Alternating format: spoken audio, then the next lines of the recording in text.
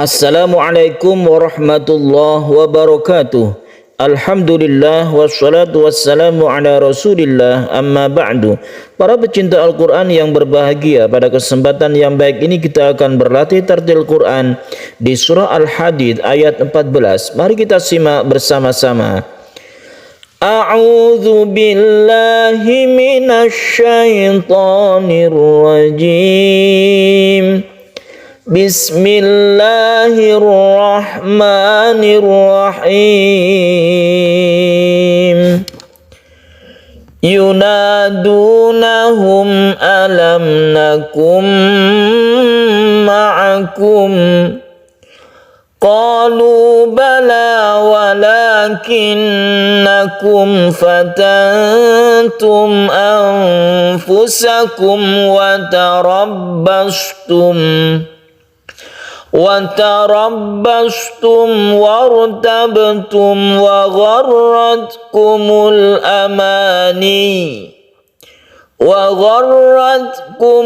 amani hatta jaa amrullahi wa gharrakum billahil gharur. Para pecinta Al-Quran yang berbahagia, di ayat ini kita akan berlatih tentang ibtidah dan waqaf yang baik. Namun sebelumnya kita bahas terlebih dahulu tajwid yang ada di ayat ini mulai dari depan. Yunadunahum, ini mat tabi'i, ada alif sebelumnya fathah, kemudian ada waw sebelumnya dhamma. Ini adalah mat asli atau mat tabi'i yang kita baca panjang satu alif. Kemudian ada mim sukun bertemu dengan hamzah. Ini kita sebut hamzah ya, meskipun tulisannya alif, tapi karena dia berharokat maka kita sebut hamzah. Mim mati kalau bertemu dengan hamzah ini kita sebut dengan izhar syafawi. Syafawi artinya bibir, maksudnya adalah makhraj dari mim itu di bibir. Alam nakum, demikian juga mim mati bertemu nun, ini merupakan izhar syafawi dan tidak berdengung. Tidak kita dengungkan apabila mim mati bertemu dengan huruf-huruf izhar tersebut. Yunadunahum alam nakum ma'akum. Nah, yang kita dengungkan ini adalah yang ini, yaitu nun mati bertemu dengan mim. Nun mati bertemu dengan mim disebut idgham bi gunnah. Apa artinya idgham? Idgham artinya masuk. Huruf nun ini masuk ke mim, huruf mim, sehingga nun ini menjadi hilang, seakan-akan hilang. Langsung kita ke tasydid mim dan kita dengungkan. Biguna artinya dengan dengung, dengan kita membacanya agak panjang. Yunadunahum alam nakum ma'akum.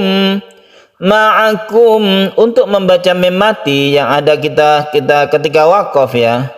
Mim itu sifatnya tawasud atau tengah-tengah. Dia itu tidak terlalu ditekan dan tidak terlalu dilepas. Oleh karena itu tidak boleh kita membacanya terlalu ditekan. Ma'akum. Jadi ada sedikit dia itu karena mempunyai sifat guna, walaupun dia tidak tasydid, maka dia itu mempunyai sedikit sifat guna tersebut dan sifat tawasud, sehingga kita membacanya tidak ditekan. Nakum alam nakum ma'akum.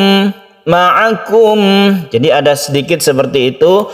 Kemudian kita berhenti di sini karena ada tanda wakaf ini, artinya tanda wakaf ini adalah lebih baik berhenti. Ini sama dengan tanda wakaf tok ya, tok yang kecil itu wakaf mutlak, artinya lebih baik berhenti, itu sama. Qalu bala walakinnakum fatantum anfusakum wa tarabbastum. Karena ini ayatnya panjang, maka kita di sini hendaknya mencari wakaf yang bagus. Salah satu wakaf yang bagus atau kita berhenti di mana itu adalah sebelum waw, sebelum kata sambung yaitu waw. Waw artinya dan. Nah, kita mulainya dari mana? Kita mulainya dari waw lagi. Itu cara wakaf yang lebih bagus ya. Apabila kita mengerti maknanya itu tambah bagus lagi, sehingga kita tidak salah di dalam mewakafkan dan ibtida. Ibtida artinya memulai bacaan.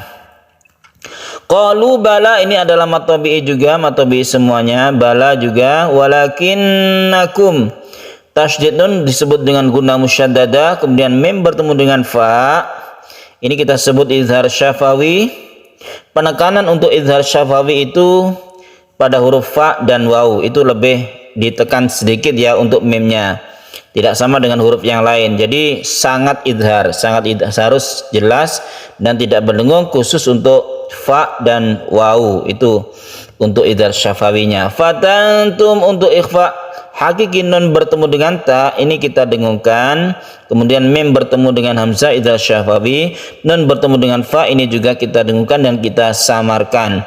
Antara nun mati bertemu dengan ta dengan nun mati bertemu dengan fa ini tentu tidak sama, samarnya itu tidak sama. Ini menyesuaikan hurufnya. Seperti kita membaca fatantum, fatantum tentunya beda dengan anfusakum. Bagaimana caranya? Ini sudah kita ulas berkali-kali, yaitu ketika kita membaca nun kita bersiap membaca huruf ta. Fatantum, jadi mulut kita itu kita siapkan sudah untuk menuju ta. Fatantum berarti di sini lidah kita, mulut kita, rongga mulut kita siapkan membaca fa.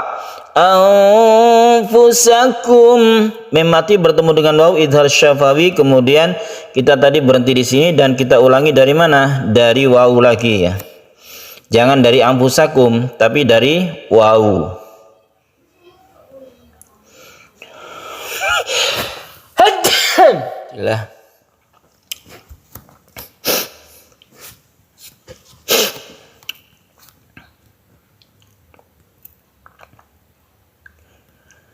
Watarabbastum wartabtum, ada wartabtum sukun ro, ini dibaca tebal ya, dibaca tebal karena sebelumnya ada fathah. Kemudian baknya ini adalah qalqalah sugro karena berada di tengah-tengah kalimat atau di tengah-tengah ayat.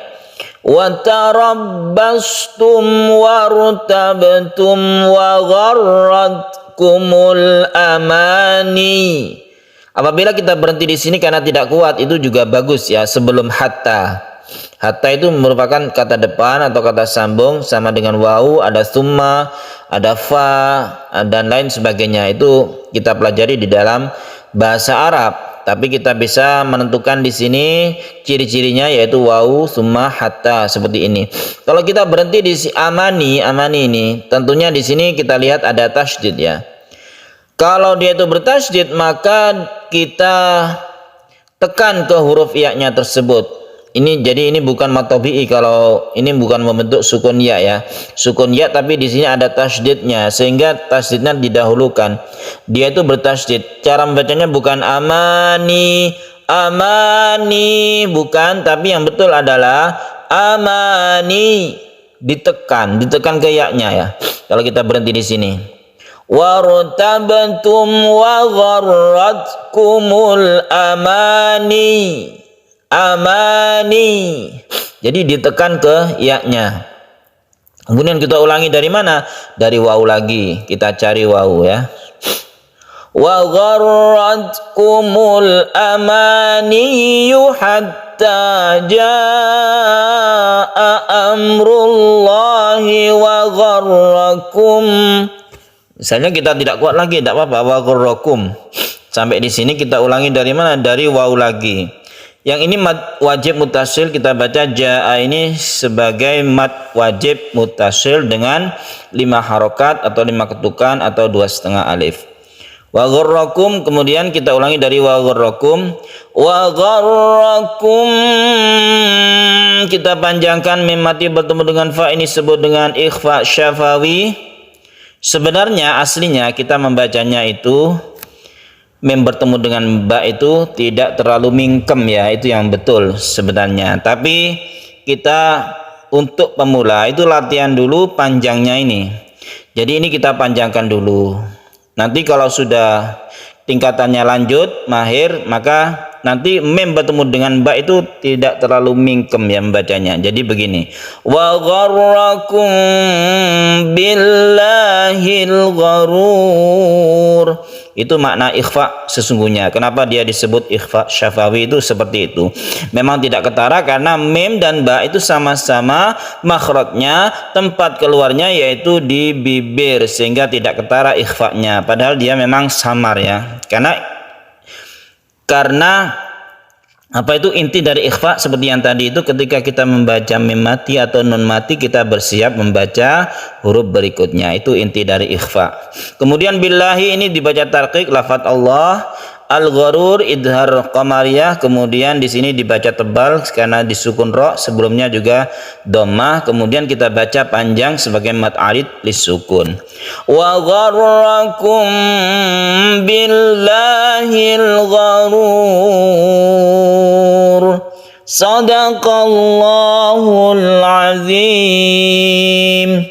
Para pecinta Al-Quran yang berbahagia, demikian latihan tartil Quran kita di surah Al-Hadid ayat 14. Semoga bermanfaat.